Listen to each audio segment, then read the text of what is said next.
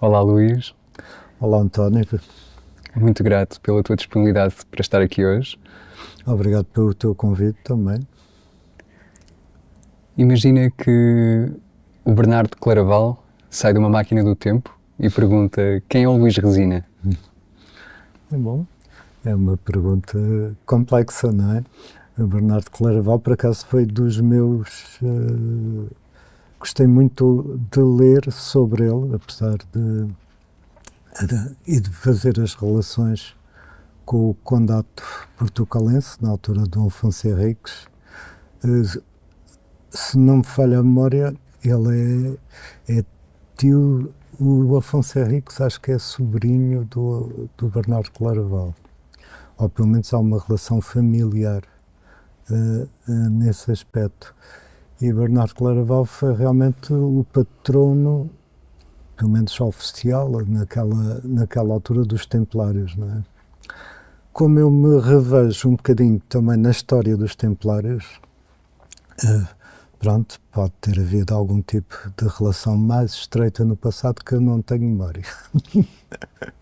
Mas sim, há uma relação dentro da filosofia templar e daquilo que eu sempre procurei e busquei em determinados tipos de conhecimento. E então, para mim, era importante e foi importante estudar um pouco da origem de Portugal, ligada também aos Cavaleiros do Templo, porque Portugal nasce conjuntamente com esse ideário do Templo que se vem instalar aqui em Portugal por alguma missão. Neste caso, a missão também era formar um reino templário. No teu mapa astral, há alguma pista sobre uma eventual vida passada ligada aos Templários? Provavelmente porque quem tem aspectos, por exemplo, de Marte, Júpiter, pode ter estado ligado à cavalaria. Neste caso, como eu tenho na casa 9, casa 3, seria uma cavalaria mais ao espiritual, ou ligada a algum idealismo, alguma ideologia como se diz, de busca, e nessa altura estamos a falar do século XII, diremos que o ideário era cristão, sim, da difusão da fé cristã. Né? Agora, recuando um pouco mais no tempo, no Templo de Apolo, no Santuário de Delfos, na entrada... Indo para a Grécia, sim. Lia-se a inscrição, a célebre inscrição: conhece-te a ti mesmo. Exato. Terá sido a astrologia o primeiro sistema psicológico natural que permitia conhecer a psique, conhecermos melhor a nós mesmos, conhecer o outro? Achas que a psicologia moderna, de certa maneira, é uma tentativa de resgatar essa autoconsciência perdida no tempo? É uma das formas, mas atenção, há vários saberes e várias culturas que se entroncam, que depois vai dar aquela fusão em Alexandria muito forte, e é quando a astrologia, a nível mais para o Ocidente, se desenvolve, porque antes disso temos a astrologia na Suméria, depois no Egito, depois passa para os caldeus levam para a Grécia, e tudo nasce ali numa confluência de energias, podemos dizer, e nesse aspecto eu estudei um bocadinho também não só de história antiga, mas também dos grandes ciclos cósmicos, e podemos dizer que há um marco decisivo que é ali à volta de 500, 600 anos de Cristo, onde nasce uma determinada série de personalidades, como Pitágoras, Sócrates, Parménides, sei lá, uma série de filósofos, não só aqui, mas também Lao Tse, Zoroastro na Pérsia, tudo isso, há uma confluência muito grande e há uma tripla conjunção de Urano, Neptuno e Plutão como uma das fases muito importantes da Kali Yuga, para quem conheça este ciclo de idades. E então há ali uma chama, eu diria que é uma transição antes de entrarmos na Era de Peixe, que começou ali aquela transição de carneiro para peixe, e de carneiro podemos dizer que todas as tradições também têm um pouquinho. Por exemplo, na nossa tradição ocidental é o Cordeiro Pascal, o Cordeiro de Deus, não é? E então o carneiro que rege a cabeça tem a ver com a iluminação. Houve uma série de iluminados que apareceram nessa fase, século VI, século V a.C., que vieram trazer mensagens muito importantes para a humanidade e para a cultura dos diversos povos dessa época. Isto a propósito da pergunta que me fizeste, que era... Olha, perguntava-te sobre a astrologia enquanto o primeiro sistema exatamente. Então, psicológico natural. Não foi o primeiro sistema, podemos dizer que talvez o primeiro sistema tenha sido a mitologia. Pois. E da mitologia gerou exatamente também a relação com a astrologia, a primeira, se bem que a primeira astrologia que conhecemos tenha um lado mais empírico, pronto, que era da observação dos astros, os ziguratos na Suméria, em que serviam não só para observar os astros, mas também para acolher deuses, não é? Então, a primeira astrologia é uma ligação muito forte com os deuses.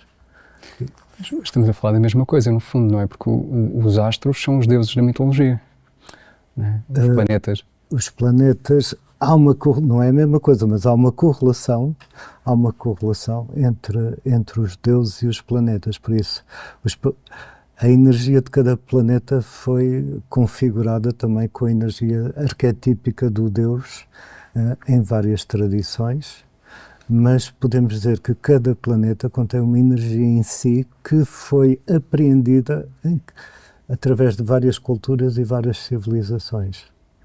Pronto, podemos chamar de Júpiter ou Zeus na Grécia e Roma, podemos chamar Marduk na Mesopotâmia, mas é tudo a mesma energia, não é?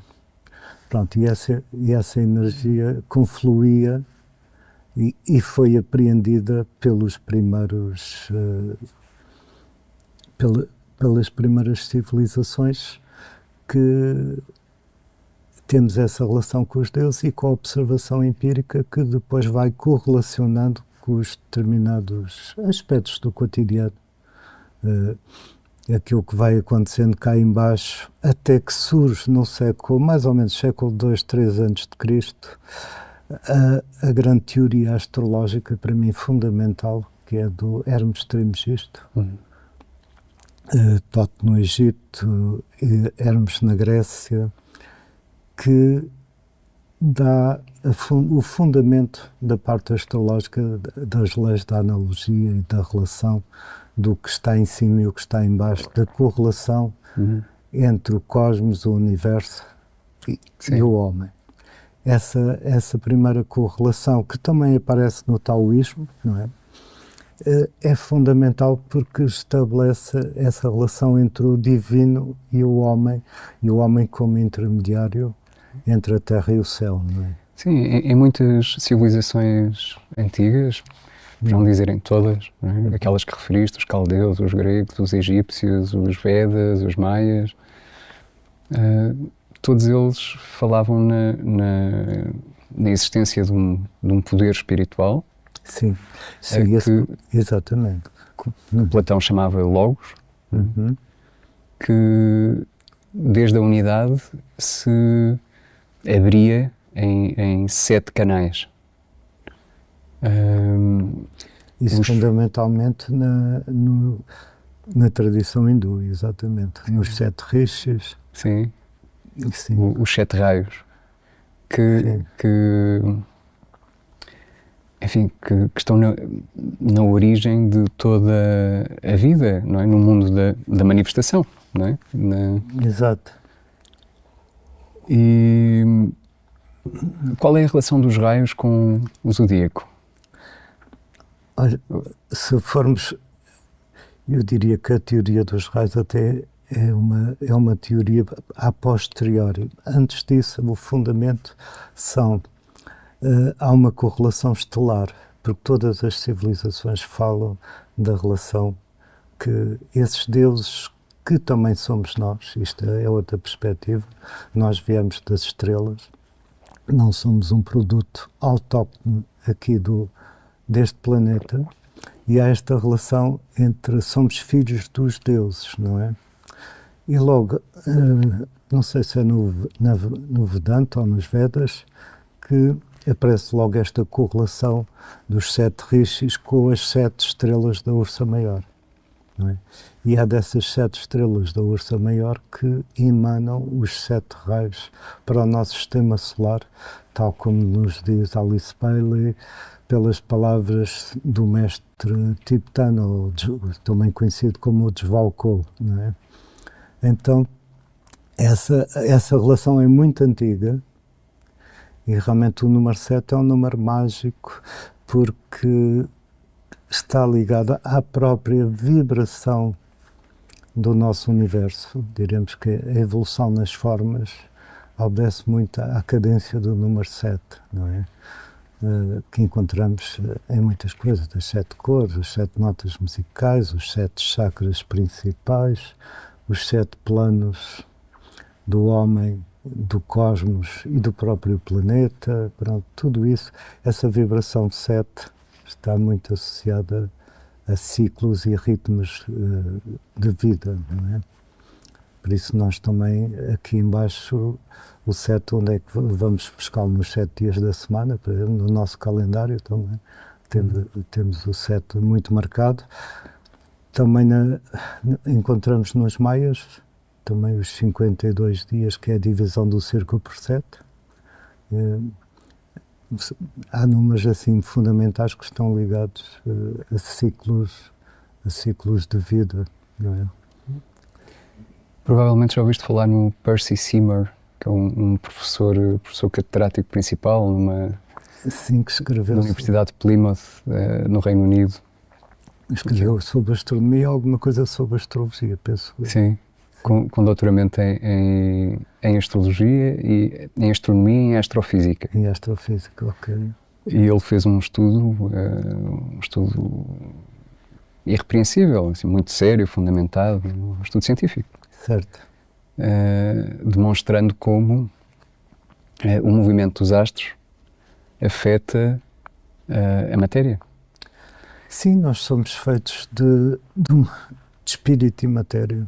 Essa relação que sempre existiu e que, ao longo dos ciclos também de evolução do próprio planeta e da humanidade, parece que a humanidade se vai perdendo essa memória da relação do espírito e a matéria, principalmente quando entra na fase do Kali Yuga, que segundo Krishna são para aí uns 5.000 anos, e que estamos na fase exatamente de fechar o Kali Yuga para começarmos a subir uma outra onda de mais ou menos 12 mil anos em direção ao Sati Yuga, que é a Idade de Ouro, não é? Então, nesta fase em que descemos ao mais baixo, é normal que o materialismo esteja mais forte, que nós vimos isso a partir do século XIX, não é?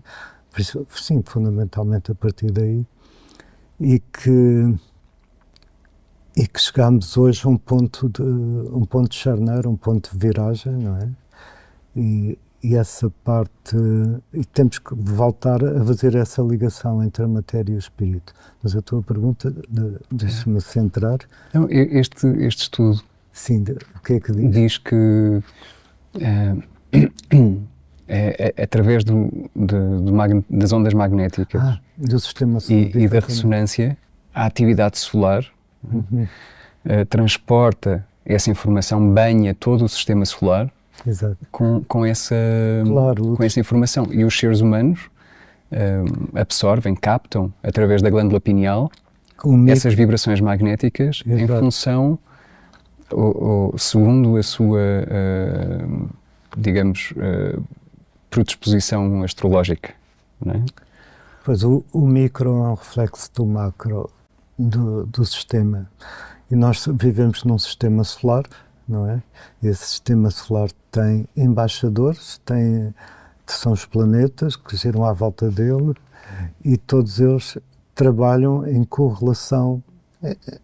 Diremos que há uma visão sistémica de interação entre todos os pontos. A astrologia funciona exatamente por causa disso, não é? Porque estamos todos ligados, é como no corpo humano, também os nossos órgãos estão todos ligados em correlação com o cérebro, com o coração. Uma orquestra.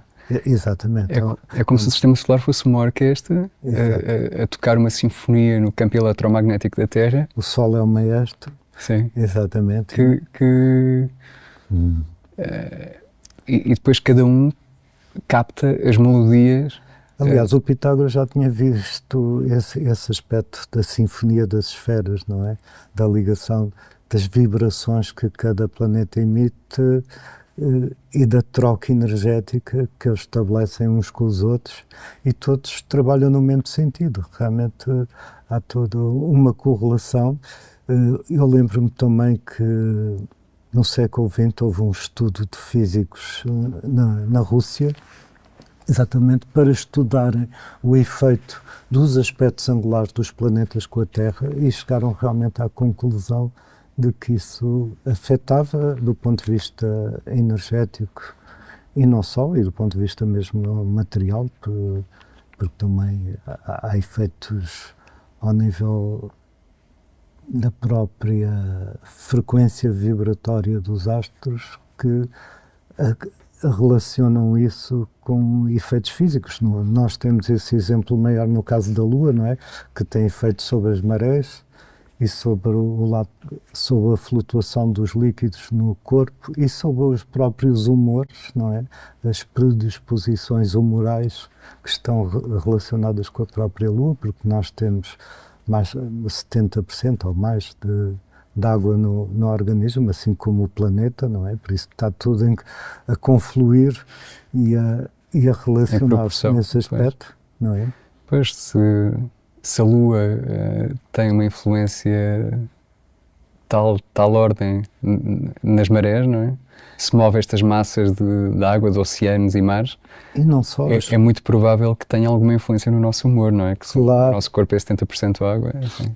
E não só, claro, essa influência psíquica podemos estudá-la também nos ancestrais, porque realmente as primeiras civilizações totémicas, os cultos é ao Sol e à Lua, fundamentalmente dia e noite, o masculino e o feminino, a noite ligada aos antepassados, o dia ligado à consciência do presente, não é?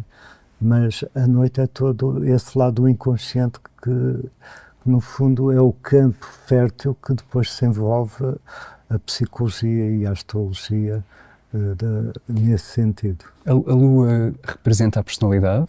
Podemos dizer que a Lua é talvez um dos grandes adversários no nosso crescimento, na nossa evolução? Representa memórias, e essas memórias trazem-nos também a memória de personalidades que nós já fomos no passado.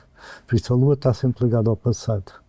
E se nós criamos hábitos, os hábitos criam comportamentos, comportamentos criam um caráter cria um destino, não é? Aquilo que já fomos influencia-nos também.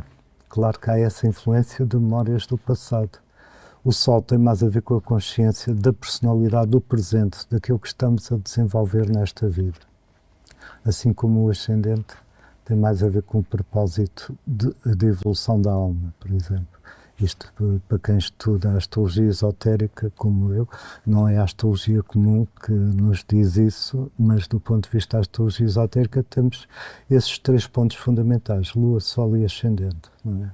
Então, o ascendente é um vir a ser. Não é? então podemos dizer que a Lua tem que ver com karma? Também, porque ela traz, ao trazer essas memórias, para já o que é karma?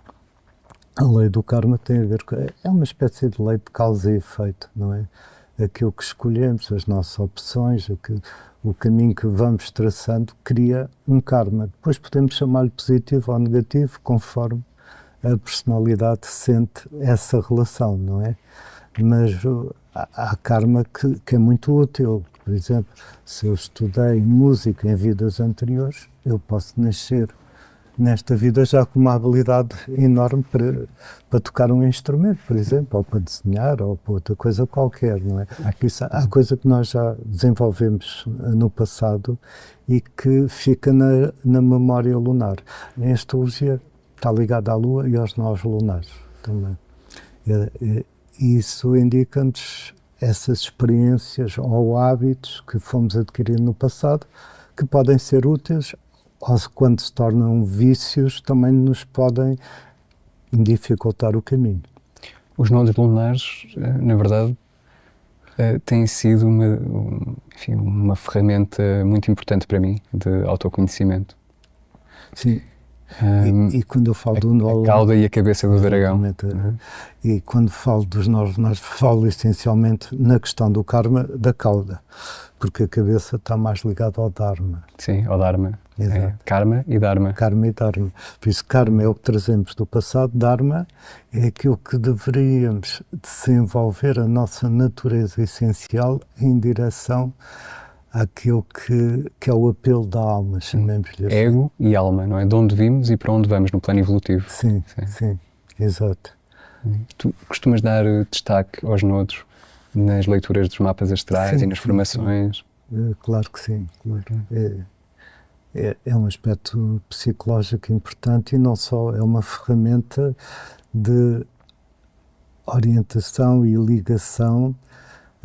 Qual é a função do nó norte da Lua?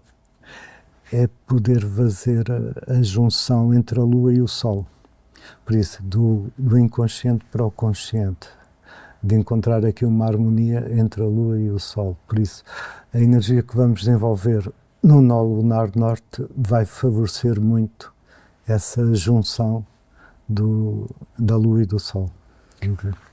É uma ferramenta prática e que para mim tem sido muito, muito útil. E acho importante dar-lhe o devido valor porque, enfim, talvez o horóscopo seja mais um fait divers, uma diversão, se as pessoas não estiverem realmente comprometidas com o seu trabalho interior, com a sua transformação, não é? Então, olhar para o Nodo Sul, perceber aquilo que temos que largar, não é? Que temos que trabalhar, e olhar para o Nodo Norte e entender aquilo que temos que cultivar.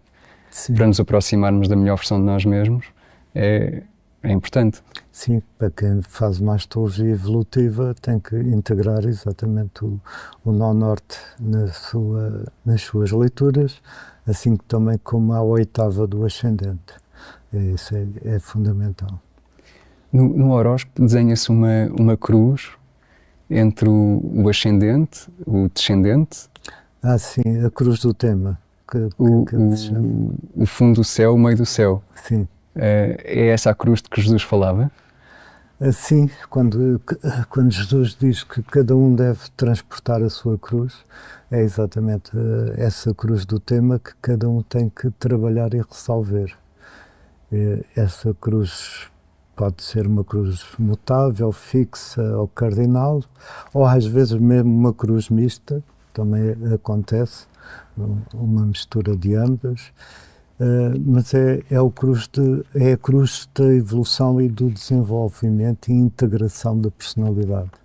Por isso diremos que é o pilar. A própria cruz tem a ver com o simbolismo do número 4, por isso é a primeira estrutura, é o pilar da personalidade, do desenvolvimento aqui na Terra, na encarnação. E depois o que é que procuramos através da cruz? A superação, que é o 5. O 5, podemos dizer que é o vértice da pirâmide, que é que representa o self do Jung, a parte espiritual, que faz a união dos quatro elementos. A síntese. A síntese, exatamente. A síntese que Pietro Baldi fala. Também. Vários procuraram essa síntese, não é? Sim. É. O fixo, mutável e cardinal correspondem aos 3 gunas? Há uma equivalência, sim. Há uma equivalência dos 3 princípios, não é? Aqui também podemos relacionar na numerologia com o 2 e o 3, não é? Um que impulsiona, o 2 que interioriza e o 3 que abre e sintetiza os 2 anteriores, não é? Pai, mãe e filho é a trindade que nós encontramos nas diversas religiões, não é? Então, os astros são o relógio do karma? Eu vejo mais, por exemplo, o que é para mim um horóscopo? Relacionando, porque eu também gostei muito de estudar física quântica, e para mim o mapa astral é um holograma. E o que é um holograma? O holograma é exatamente uma fotografia do céu num determinado momento, que é aquilo que é um mapa astral, em que a parte reflete o todo. E se a parte reflete o todo, quer dizer que cada indivíduo que nasce num determinado contexto histórico, cósmico, como queiramos chamar, tem em si potencialmente, ou seja, ele vibra na relação com esse todo. O que acontece é que cada um de nós estamos a evoluir no tempo e no espaço, e estamos para já muito inconscientes em relação a todo esse potencial. Por isso eu já não sei quem. Então o que queres dizer no fundo é que, por exemplo, se 2 pessoas têm exatamente o mesmo mapa astral, certo, mas são muito diferentes, isso pode dever-se ao facto de estarem em estádios de consciência distintos? De uma ser uma alma mais jovem e outra ser uma alma mais velha? Exato, porque o pano de fundo é como todas as tradições esotéricas falam. Na essência somos todos um, na manifestação somos todos diferentes. O que é que isto significa? Quer dizer que cada um é uma individualidade, comunga do todo, e todos nascemos nessa relação com o todo, por isso o mapa contém em si todo o potencial, mas nós podemos aproveitar apenas uma parte desse potencial. Quer dizer que vamos, à medida que vamos evoluindo, vamos manifestando uma maior consciência e podemos aproveitar esse potencial de várias formas, não é? E então, porque é uma imensidão tão grande que nós não temos tempo, numa só vida, de poder ter uma experiência podemos ter uma experiência de totalidade do ponto de vista psíquico, mas, por exemplo, de desenvolver determinadas características nesta ou naquela área, ou há pouco falaste dos 7 raios, neste raio ou do outro raio, precisamos de várias vidas para ir desenvolvendo os nossos potenciais, não é? Por isso não podemos resolver tudo numa... Agora, há também aquilo que se chama as almas mais antigas, as almas que nem todos estamos no mesmo... A subir a montanha, podemos dizer que há várias... como é que se diz? Ora, várias fileiras, várias... Estamos em pontos diferentes da jornada, da caminhada, não é? Exato. Há várias espirais. E uns podem estar... Isto não importa, porque ao nível do absoluto somos todos iguais, mas cada um pode estar numa espiral diferente de evolução. Sim. Há pouco falavas no holograma. Sim. Que é essa fotografia que é impressa no momento da primeira respiração. Não é? Sim. Mas isso, por exemplo, aplica-se ao corpo físico? Não é? Não. Para cada plano de consciência há momentos de nascimento diferentes. Não é? Por exemplo, a minha alma terá um mapa astral diferente do meu corpo físico, ou não? Não, o mapa não é o corpo físico. O mapa é tudo mais, é mais do que isso. Porquê? Porque o que é que acontece segundo a tradição? No momento de nascimento, a primeira inspiração é quando a alma desce no corpo e fica... E nós temos, a primeira inspiração é a nossa relação com o universo, não é? Assim como também o último suspiro é a partida da alma, não é? Claro, uma coisa é a evolução da alma que nós não sabemos, nem está no mapa, a não ser que haja algum tipo de evidência, não é? Uhum. Porque o mapa tanto pode ser de um indivíduo como pode ser de um acontecimento, porque tudo está a vibrar, não é? Tudo tem vibrações específicas e quando uma pessoa nasce e tem aquele mapa, vamos supor no caso de pessoas que nascem à mesma hora, não é? No mesmo dia e no mesmo local, eles têm um mapa de... É como ter um mapa da estrada igual para chegar a um determinado local, não é? Mas cada um vai fazê-lo à sua maneira, com o seu potencial que já tem trabalhado de outras vidas, mas o mapa da estrada é comum aos dois, mas cada um pode ter ferramentas diferentes para lá chegar, não é? Porque aquilo que está no mapa pode ser aproveitado por uns a 10%, por outros a 20% e outros a 90%. E nós não sabemos qual é o nível em que cada indivíduo está para poder tirar o melhor partido desse mapa. Porque se eu tirasse o melhor partido do meu mapa, eu estaria, sei lá, seria uma dimensão quase divina, não é? Saberia tudo o que estaria a acontecer em simultâneo. No plano búdico. Exato. Búdico. Então, o mapa é um potencial para desbravar. É legítimo dizer que quem não se reconhece no seu mapa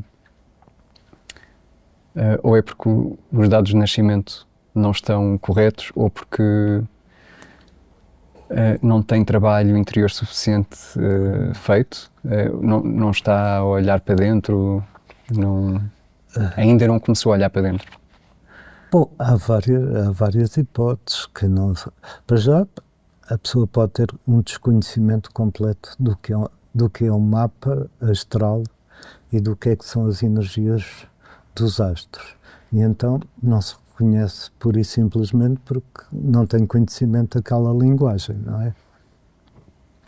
Agora, para quem tem conhecimento da linguagem, é difícil não se reconhecer porque a energia arquetípica é tão forte e nós estamos ligados a ela de uma maneira tão intrínseca que é muito difícil não nos reconhecermos em determinados aspectos desse arquétipo.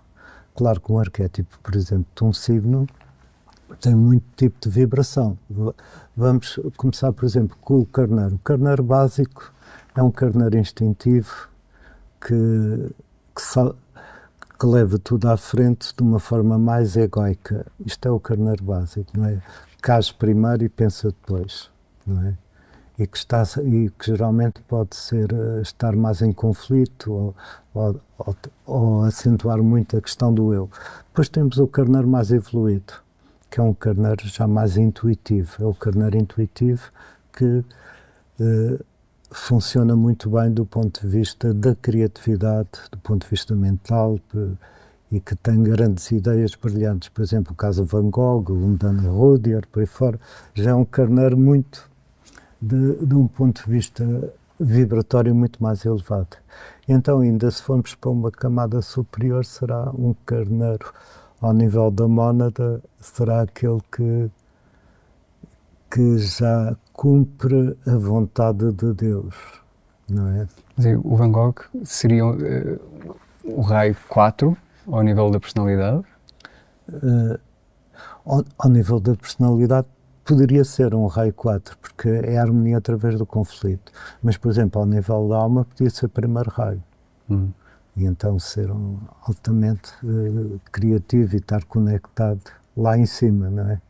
Ok. Por isso, dentro de um próprio arquétipo, seja ele um raio, seja um signo, seja um planeta, há várias dimensões, não é?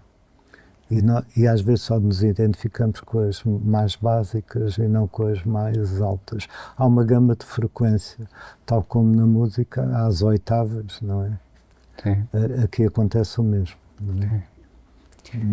Sim, reclama-se muito igualdade, mas de certa maneira isso é um contrassenso, porque nós somos todos diferentes, cada ser é único, nós somos intrinsecamente diferentes. Pois só somos iguais na essência. Sim. Exatamente. Somos filhos do mesmo pai, exatamente. Pertencemos a uma espécie que é a humanidade. E nesse sentido, sim, somos irmãos. Sim. Aliás, foi a mensagem do Cristo, foi essa, não é? Também. Amai-vos uns aos outros, não é? Na antroposofia, fala-se em 4 temperamentos. Sim. O sanguíneo, o colérico, o fleumático. Sim, isso já vem do Hipócrates, okay. na Grécia, exatamente, sim. Dos 4 humores, não é? Sim. É. E na pedagogia Waldorf? Sim. Eles têm em conta estes 4 temperamentos, têm em conta o temperamento da criança na relação com ela, na forma como ela é tratada. Exato. Tudo mais. E tem sido muito interessante para nós perceber, para mim e para a minha mulher, perceber o temperamento da nossa filha. Tem-nos ajudado nesta missão de pais. É verdade, e essa foi a primeira classificação mesmo muito interessante, que até podemos dizer que é a primeira psicologia. A seguir ao Hipócrates vem o Aristóteles. O Aristóteles, na filosofia, já vai fazer essa classificação dos 4 elementos e vai atribuir, acho que é o Aristóteles que atribui, a água é fria e úmida, o ar é quente e úmido, o fogo é seco e quente, e a terra é fria e seca. Por isso, as qualidades primitivas vão dar características não só físicas, mas também psíquicas. E daí o Galeno, depois no Renascimento, acho eu, que também aplica isso na medicina, e mais tarde, a seguir ao Steiner, temos o Carl Jung, também uma personagem incontornável, que na psicologia fundamenta os 8 tipos psicológicos nos 4 elementos, porque as 4 funções junguianas, que é a intuição, o pensamento, a sensação e o sentimento, depois ele faz a relação com o introvertido e o extrovertido, daí, mas a base são 4. E estes 4 nós estudamos em astrologia como os 4 elementos, e no mapa podemos ver qual é a preponderância dos elementos. Está tudo ligado a uma relação interessante também entre psicologia, claro, psicanálise e astrologia. De resto, olha a sincronicidade. A nossa próxima convidada será a Fátima Ponte, justamente para falar sobre o Jung. Conheço, sim. Muito bem. Achas que seria mais importante as crianças fazerem os mapas astrais do que fazerem os testes psicotécnicos na escola? O que eu penso e passo muitas vezes aos meus alunos é que realmente o conhecimento astrológico, se fosse aplicado nas escolas, era muito bom. Claro que também tem que haver professores com qualidade para isso, não é? Mas seria muito bom do ponto de vista educacional, não só nas escolas, mas também nos pais, nas famílias, e no ensino seria fundamental ter uma abordagem daquilo que é o ser humano, o lado subjetivo é muito importante. E vamos ver uma coisa, porque do ponto de vista educacional, a nossa civilização ocidental tem acentuado demasiado o hemisfério esquerdo. O hemisfério esquerdo é o hemisfério da lógica, do lado racional, dos silogismos. No caso da filosofia, por exemplo, podemos dizer que era Aristóteles. Platão era mais hemisfério direito, o simbolismo, as analogias, as relações com o pensamento simbólico e todos nós temos um trabalho a fazer ao nível da entrada da era de Aquário, que nós estamos nesta fase de transição, que é unir o hemisfério direito e o hemisfério esquerdo. Ora, uma educação baseada no hemisfério esquerdo é limitadora, ou seja, é redutora e limitadora. E contra o fluxo. Pois não chega, nós temos muito o hemisfério esquerdo desenvolvido, mas pouco o direito. Daí que a ciência e toda a ciência oficial, chamemos-lhe assim, porque a ciência quando nasceu era uma ligação melhor entre os dois hemisférios, mas a ciência oficial trabalha muito... Sim, estamos a falar da ciência moderna que é refém do paradigma cartesiano, não é? Dos dogmas materialistas. Não é? Sim, completamente. Por isso é muito o reino da quantidade, como dizia o René Guénon.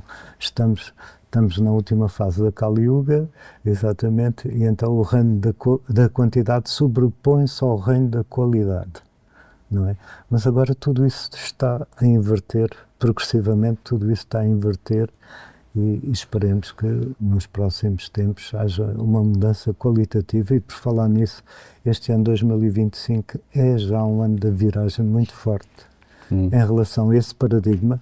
Temos que sair do velho paradigma para o novo paradigma, e o novo paradigma fala da criatividade, da descoberta de cada um de si próprio, e há ferramentas muito boas para realmente acionar essa autodescoberta. E uma delas é a astrologia, como haverá outras, sem dúvida, mas que tem aquela base logo de nos conhecer melhor, de vermos como é que cada um reage perante determinadas situações, o que é que trazemos de trás, o que é que podemos desenvolver para a frente, e isto vai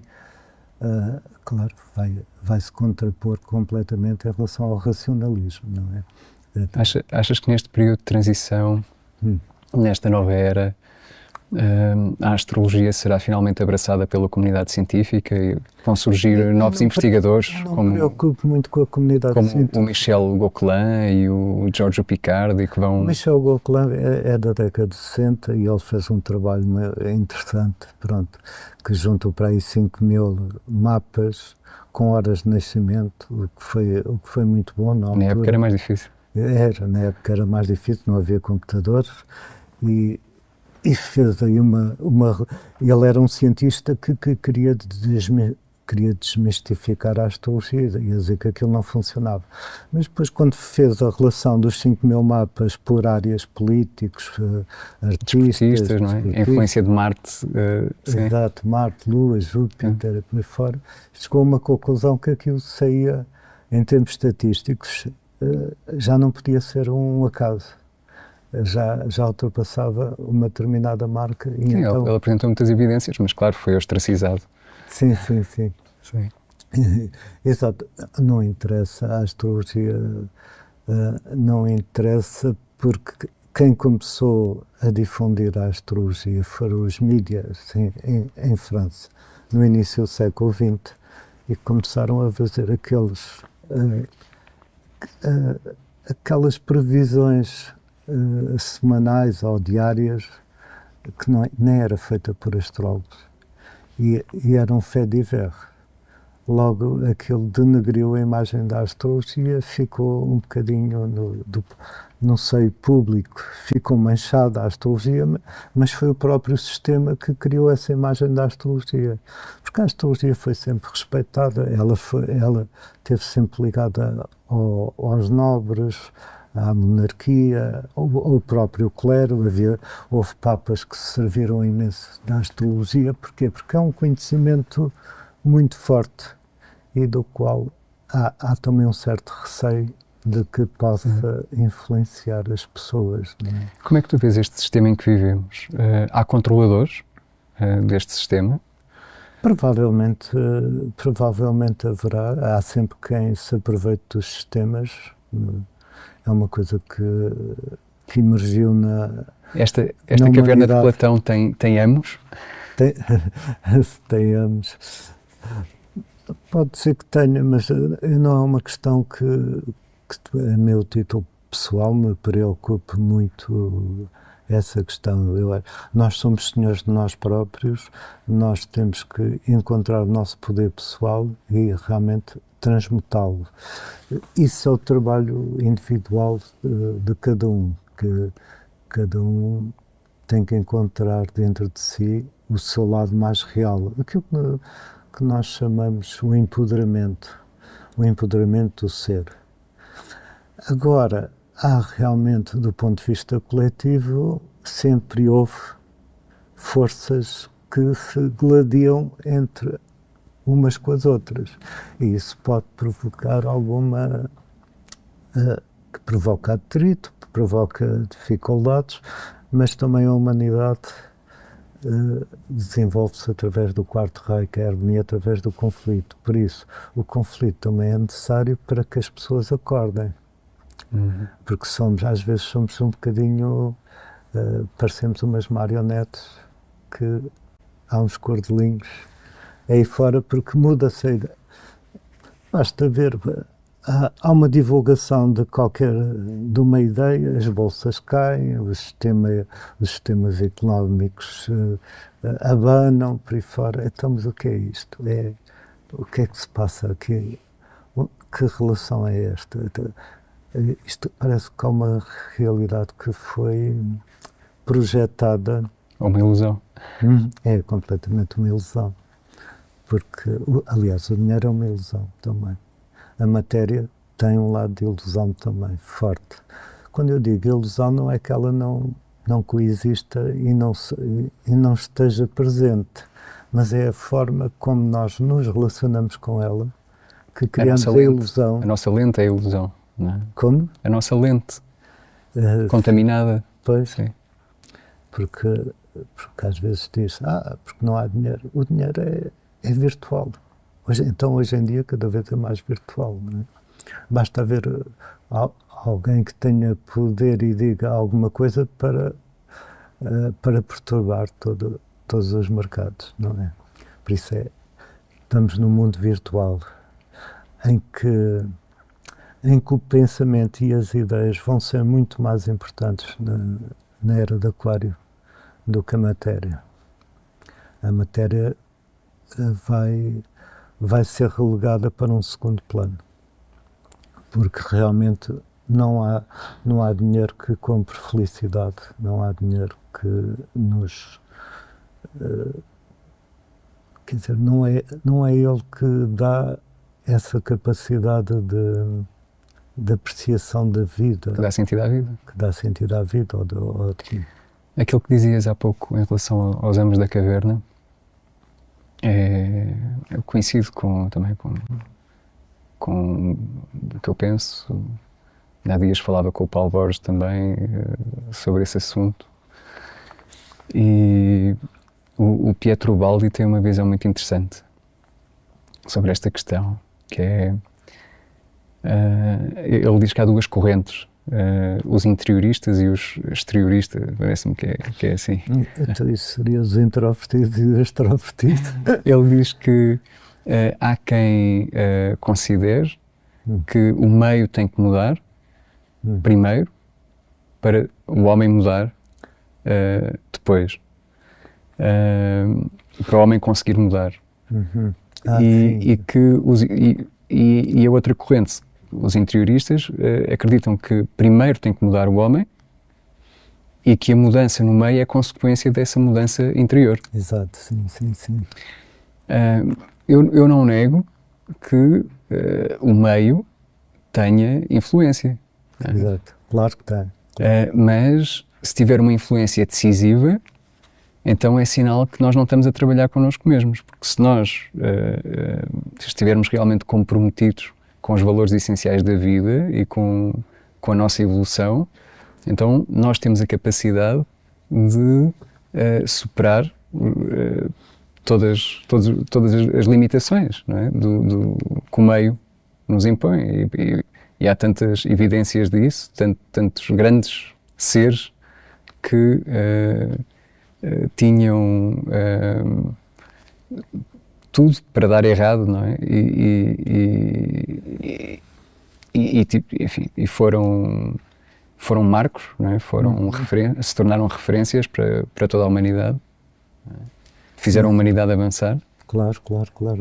O exemplo ali individual é bastante forte e impactante também, porque há sempre alguém que pode constelar energias arquetípicas, não é?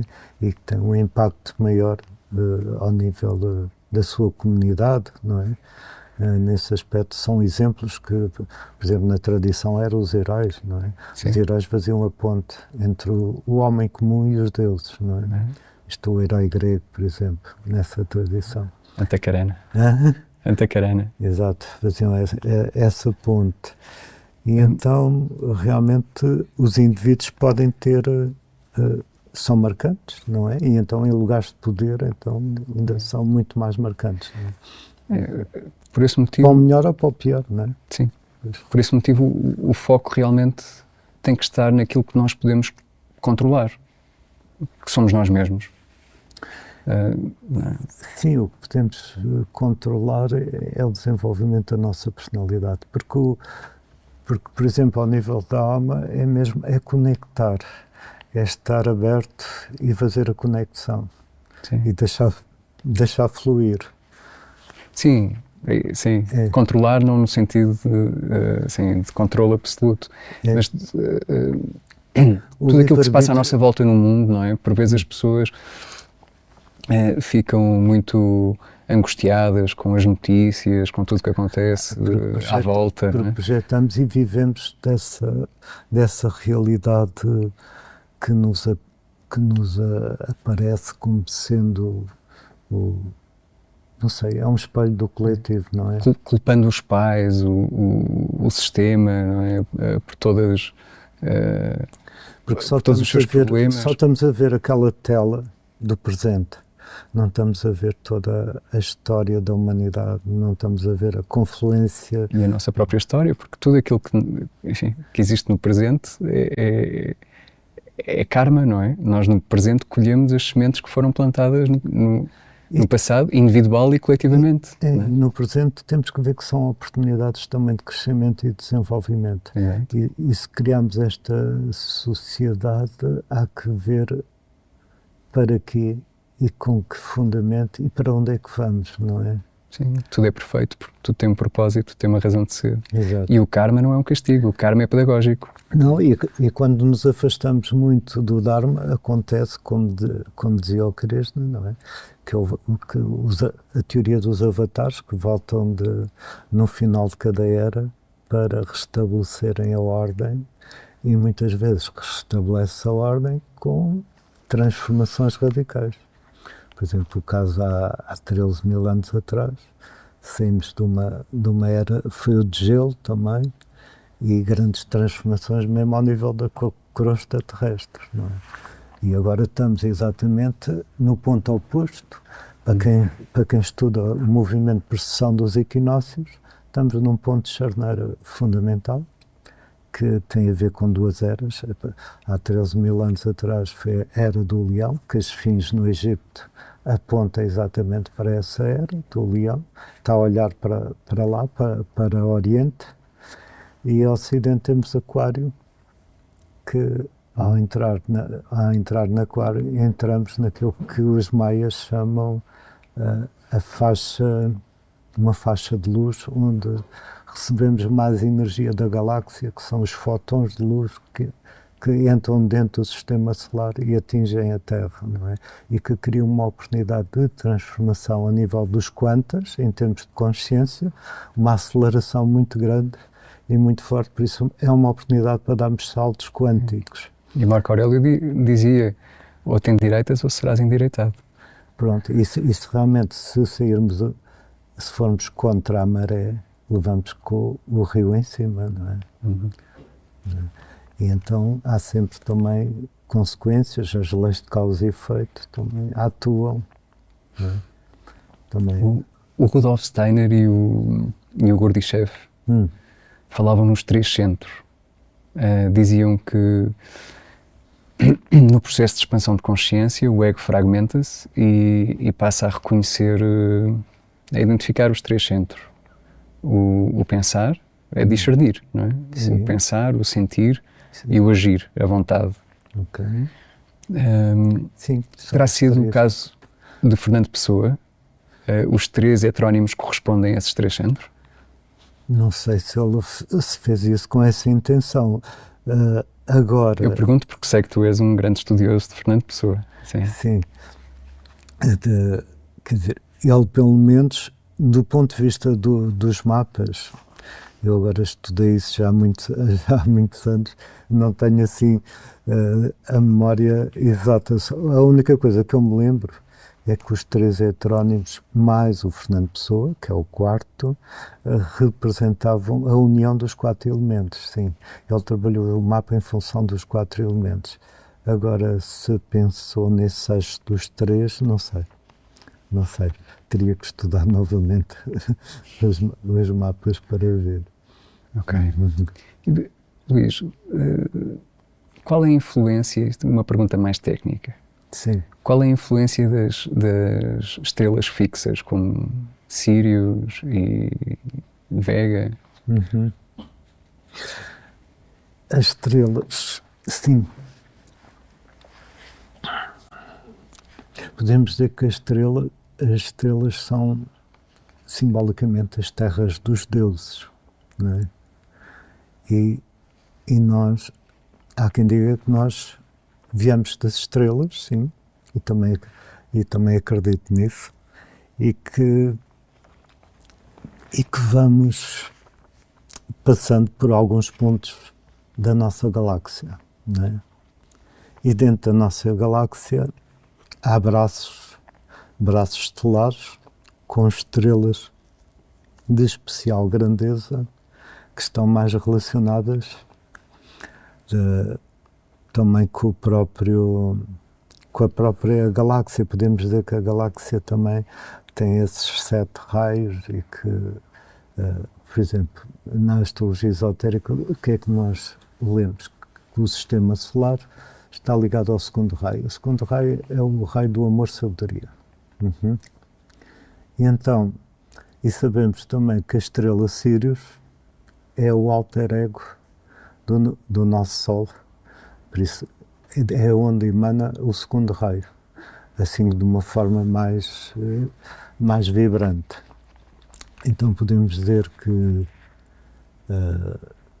há estrelas que pela sua emanação se relacionam com a evolução de determinados sistemas, não é só o nosso, claro, com outros sistemas, porque dentro da tradição o nosso sistema faz parte de um sistema séptulo, por isso 7 sistemas solares, do quais o nosso é um que veicula o segundo raio, o amor-sabedoria. A própria Terra também está ligada a um raio, que é o 3º raio, que é da atividade inteligente. Okay? E a própria humanidade está ligada. Assim de repente não parece. Estamos a desenvolver. Mas a humanidade é um projeto, não é? É um projeto em curso. Claro. Temos trabalhado muito o 5º raio, que tem mais a ver com a atividade da mente concreta, só que a mente concreta, se não está ligada à mente abstrata, fica perdida na matéria. Mas era necessário descer a este nível, não é? Porque eu não estou a imaginar, sei lá, o Buda a criar fábricas, não é? Claro, então, eu acho que tivemos que descer ao mais fundo do plano material para perceber o que é a matéria. Viemos ao micro, o máximo do micro é física quântica, não é? Por isso tivemos que encontrar no micro a relação com o macro. Os novos filósofos estão muito mais ligados à física quântica. Sim, das partículas e por aí fora. E então tivemos que descer ao mais ínfimo para encontrar o cosmos. Quando começámos, olhávamos para cima, olhávamos para o cosmos, agora olhamos para as partículas e encontramos a mesma correlação, não é? Por isso, há que fazer novamente as pontes, não é? Mas voltando às estrelas, pronto, há realmente aí toda uma correlação, porque as estrelas são sóis, não é? Sóis do qual a nossa estrela é uma estrela ínfima comparada com muitas outras, não é? Em termos de grandeza e de energia e luminosidade, não é? E então podemos dizer que há vida interestelar, sim. Não quer dizer que eles tenham que ter a forma que nós temos. Porque a forma que nós temos é especificamente aqui da Terra, não é? Mas há vida interestelar, sim. Sempre senti isso. E há vários... Por falar nisso, há uma dança dos Dogons em África que fazem uma correlação exatamente com o Sírio, acho que é Sirius B, porque Sirius é um sistema duplo, não é? Tem a Sirius A e Sirius B, e eles fazem uma dança que faz a órbita de Sirius B. É muito engraçado e muito interessante. E depois acontece isso também com vários povos ao longo do mundo, uns mais ligados às Pleiades, por exemplo, outros mais ligados ao Orion, por exemplo. Orion está muito presente também no Egito, não é? Olha, tenho uma outra questão, esta relacionada com os planetas. Sim. O Alan Leo Sim. e a Helena Blavatsky consideram determinados planetas. Alice Bailey, outros. Os planetas em relação a quê? Por exemplo, porque é que há uma corrente que considera a Lua, sim, o Sol, e outra que considera Vulcano, que é um planeta que ainda não, aparentemente, que ainda não foi... Mas Vulcano só o mestre tibetano é que fala de vulcanos. Sim. Foi ele o primeiro a falar sobre... Claro que Vulcano está na mitologia já, como o esposo de Vênus, Afrodite, não é? E o forjador dos metais dos deuses. Ainda não descobrimos Vulcano porque a humanidade ainda não desenvolveu o seu trabalho interior. Quando chegar a esse ponto, Vulcano é descoberto. Porquê? Porque cada descoberta de um planeta acompanha o desenvolvimento da consciência coletiva. É uma iniciação. É. Por isso que diremos que estamos prontos para começar a trabalhar com esse tipo de energia quando um planeta é descoberto. O Urano foi descoberto no século XVIII, simultaneamente é descoberta a eletricidade e tudo começa a girar mais rápido, não é? Começam as revoluções, a democracia, a queda das monarquias, com Urano. Urano é regente Aquário, que é o signo oposto a Leão, que simboliza a monarquia, não é? A Revolução Francesa dá-se com uma conjunção Urano-Júpiter em Leão, que é a queda dos monarcas, não é? Há todo um desenvolvimento de energias muito típicos. Urano para o século XVIII, o século das luzes, os iluminados, exatamente. Depois Neptuno, século XIX, romantismo. É o aparecimento da psicologia com Neptuno, a aglomeração das corporações, do socialismo, do comunismo, que as pessoas juntam-se em função de um ideal, não é? Por isso há sempre uma energia ligada a uma descoberta de cada planeta e uma busca, por exemplo, Neptuno é a busca do absoluto, que se procurou muito através da corrente do romantismo. Plutão, descoberta no século XX, tem a ver com a energia atómica, o plutónio, por aí fora, e a concentração da energia máxima na matéria mínima, que tem a ver um bocadinho com a teoria também atómica dos quantos, por aí fora. E depois houve aquela celeuma na comunidade científica, muito engraçado, porque quiseram destornar o Plutão e dividiu-se, metade achava que sim, metade achava que não, e depois ficou como planeta anão, mas é porque não viram o Senhor dos Anéis, porque os anéis têm muito poder. E o que é que gerou isto? Foi a descoberta de Eris.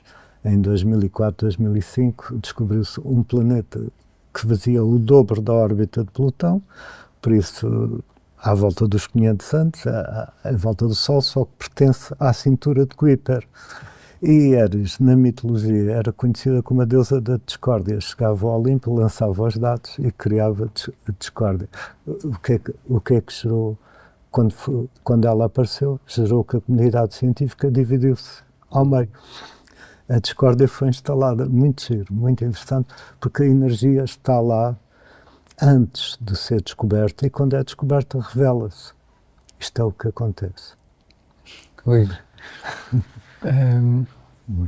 E isto é um fator parapsíquico. Sim.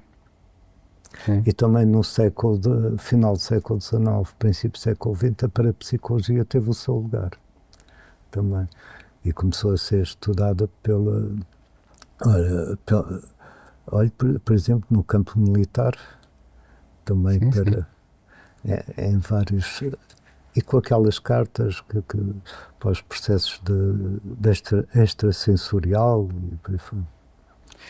Pois, a astrologia está codificada em livros sagrados ou de todas as tradições espirituais.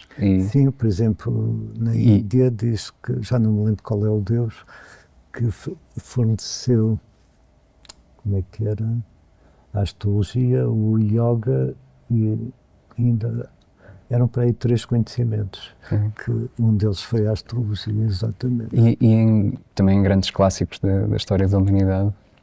Sim. Os 12 trabalhos de Hércules e as 12 tribos de Israel correspondem aos 12 signos do zodíaco? Sim, é a lei das analogias e correspondências. Claro que assim como os 12 signos estão ligados ao movimento de translação da Terra em volta do Sol, às 12 constelações equatoriais, sim. São etapas de evolução? Etapas evolutivas? São etapas evolutivas porque podemos ver uma espiral ou um círculo com 12 divisões, que neste caso são os 12 meses do ano, e o 13 é o centro desses 12. Se formos, por exemplo, para a cosmogonia maia, o 13 é um ponto de ligação e transformação, como um vórtice energético de ligação com o cosmos. Não é? O 13 simboliza o Cristo, porque era simbolicamente todos os apóstolos, e o Cristo era o 13º. Não é? As 12 tribos de Israel, também cada uma delas correspondia a um determinado tipo de comportamento associado a um signo. Não é? Jesus era a tribo de Judá, não é? Acho eu. Exatamente. Leão que é o Sol, que é o centro. E o Sol está muito ligado à energia crística, exatamente, como a energia do segundo raio, exatamente. Por isso há tudo uma lei de correspondências e analogias, mas que é preciso saber o alfabeto. Sair da roda do zodíaco, ou seja, da roda do Samsara, roda das reencarnações. É atingir a iluminação? Pois, só que não é assim uma coisa, como se diz, não é como disparar um flash, não é? Nós falamos de iluminação, eu tive, como é que se diz? Eu tive um flash, eu tive um satori, eu tive uma iluminação. Nós temos isso ao longo da vida, temos determinados momentos que é assim uma espécie de iluminação que já é um fratal dessa grande iluminação. É um gostinho, é um repousado. Exatamente, já vibra em consonância com essa iluminação maior, mas essa iluminação maior, segundo a tradição, está ligada a uma a chamada quinta iniciação maior, que os adeptos, ao longo da história, houve já muitas pessoas chamadas os mestres da fraternidade branca, todos atingiram esse patamar, não é? O primeiro a atingir, diz, foi Jesus, não é? Buda também, não, neste caso Buda foi antes, mas aqui a história, eu não quero ir por aí porque são duas linhas bem diferentes, mas que, ou seja, Siddhartha e Jesus libertaram-se rapidamente de... há duas tradições. Siddhartha, quando chegou ao estado búdico, libertou-se, exatamente. Depois dele também muitos bodhisattvas. De acordo com o Rudolf Steiner, e é algo que ressoa muito comigo,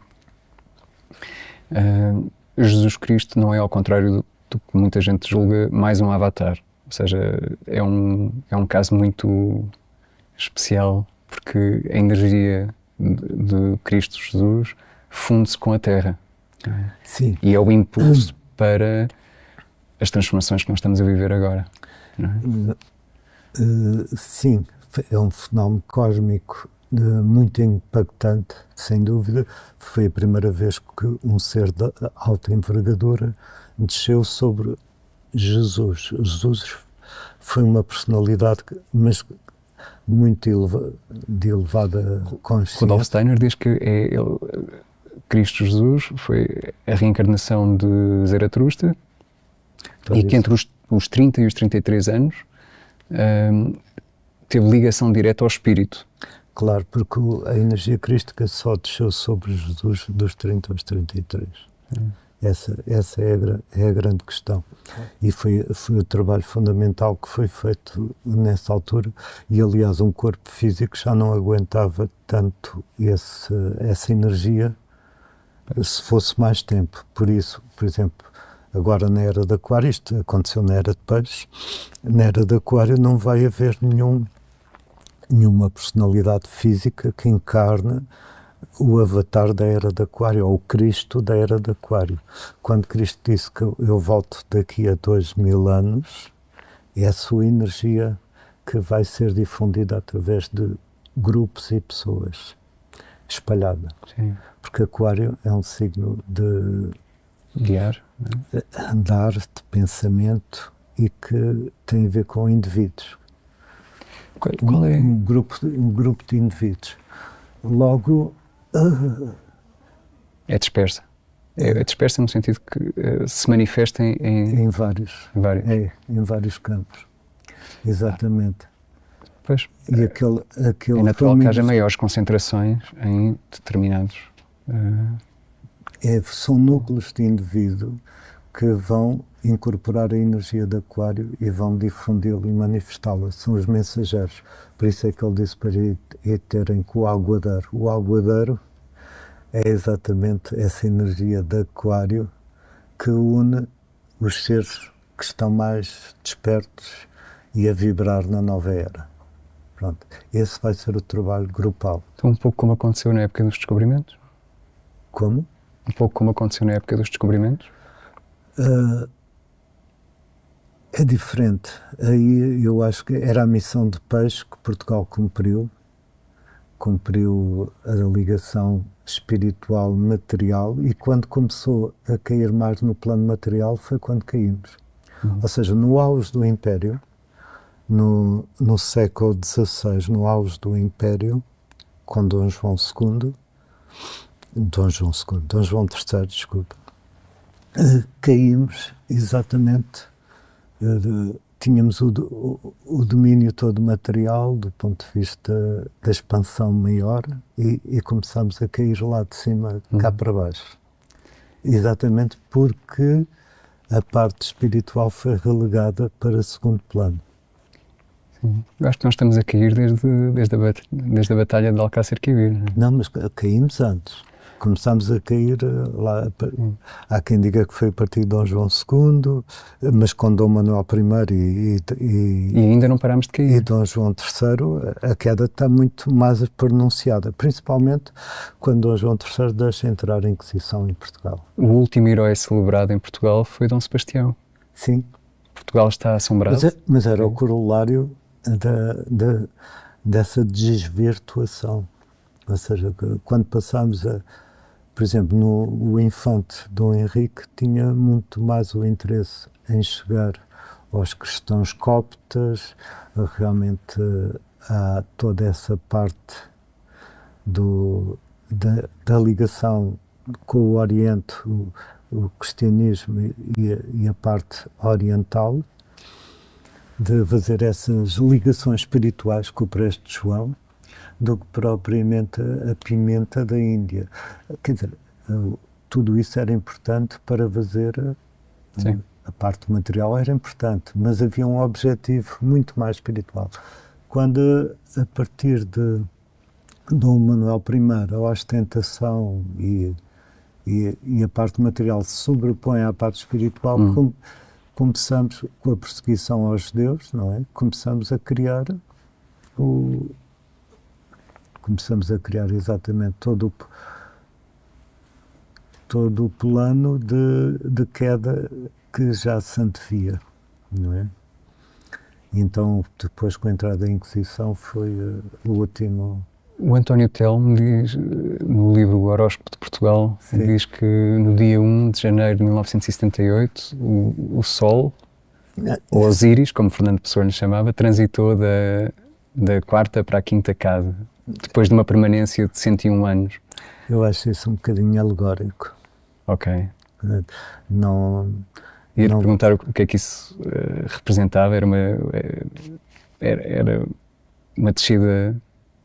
Não, era a descida aos infernos? Não, a casa 5 até é a casa de encontro com a nossa identidade, o que significaria, e que também está certo, a partir do 25 de Abril, é a oportunidade para nós realmente começarmos a descobrir a nossa identidade. E a nossa identidade, o Fernando Pessoa deixou bem escrito na mensagem, de que temos que retomar a espiritualidade que sempre nos guiou desde o princípio da nacionalidade. O que é isto de ser português, Luís? O que é isto de ser português? Ora, Porto Cálice, Porto do Grau, não é? Significa exatamente passar uma mensagem de união de todos os povos. Diremos que a Era de Peixe fecha com Portugal. E nesse aspecto nós somos não só mensageiros desta passagem de testemunho de peixe para aquário, mas e transmissores dessa energia. Por exemplo, na corrida de 400 metros, há que passar o testemunho, não é? A nossa missão é passar o testemunho de todo o ciclo da Era de Peixe para que Aquário se possa desenvolver bem. Agora, nesta passagem, é preciso remontarmos à essência e à origem de tudo aquilo que nos guiou. E aí temos andado perdidos a navegar no nevoeiro. Após Alcácer Quibir, ainda andamos a tatear por aí. O nevoeiro ainda não passou? O nevoeiro ainda não passou porque, se olharmos à nossa volta, não quer dizer que não haja muitos indivíduos conscientes da espiritualidade portuguesa. Só que essa espiritualidade portuguesa não assumiu, nem está nos diversos... no aspecto administrativo, no aspecto político, no aspecto de governação. Não existe, pelo menos do ponto de vista visível, não. Achas que para impulsionar essa mudança será preciso mais um grande terremoto? Não vejo, não, que isso seria sentido como uma espécie de castigo divino. Não sei, isso eu não faço a mínima ideia porque não estou a ler o, o destino coletivo de Portugal nesse sentido. Eu estou a ler mais num aspecto dármico e não no aspecto kármico. No aspecto kármico tudo pode acontecer, não é? Mas não sei.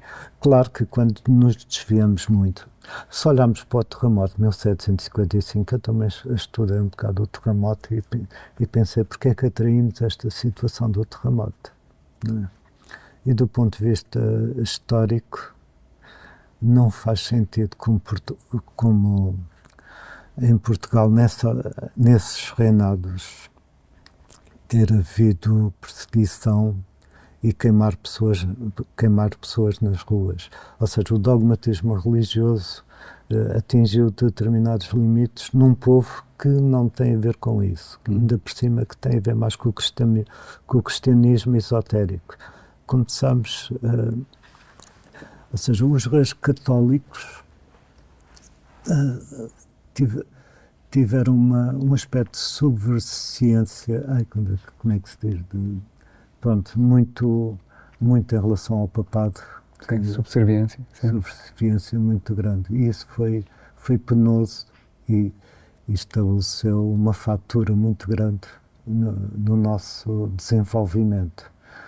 E realmente esse tremor de terra veio abanar as convicções, os costumes, acabou com...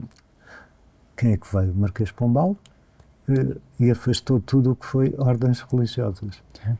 Exatamente. Por alguma razão era necessário fazer esse tipo de limpeza no país. E realmente podemos dizer que a partir de 1755 houve uma grande mudança na forma na forma de condução das coisas, sim, sem dúvida nenhuma, que foi um virar de página. Oi. O nosso tempo está a terminar. Epa, uma última pergunta. Sim. Do ponto de vista astrológico, enfim, o que é que prevês para a próxima década? O Quinto Império, ou a Era de Aquário, não são só rosas. Sim, claro. Prevês ainda um período de turbulência nos próximos anos? Estamos numa época de transição e todas as épocas de transição têm os seus quês. Por exemplo, quando foi a transição de carneiro para peixe, primeiro os cristãos foram perseguidos, depois os cristãos também perseguiram os pagãos.